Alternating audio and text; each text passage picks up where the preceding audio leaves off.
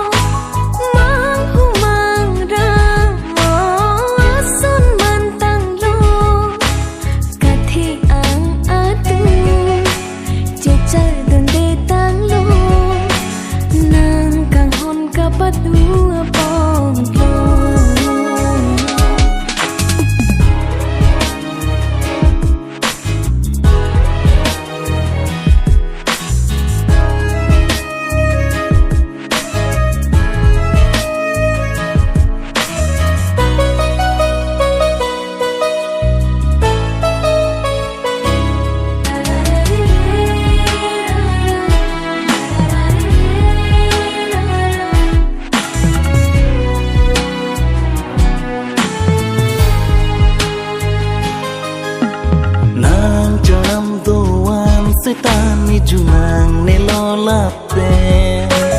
nang sing nang chi thi nang ne lo ni pha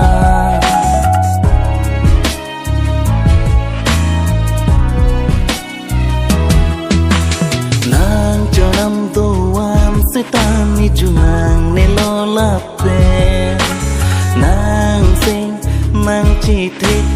nang ne lo ni pha tung makang hon glulin bintang lo thir the alam jak mandek lo teri da re re re re re da re re re re re da re re re re da Sita ne sing ki hunduk sodo koklu samphi manaya turle khilandang sita ne sing ve ke bir bulu sidolo loti kenge tam sita sing karong apir bithe tam long le lo nang kang hona ra ki kelong apo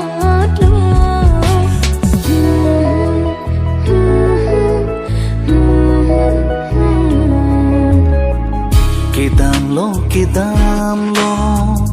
sing chiru ya velo ni se hondu dutang lo ni har chi ki bindi ason mantang lo se ik pen padir puji ason mantang lo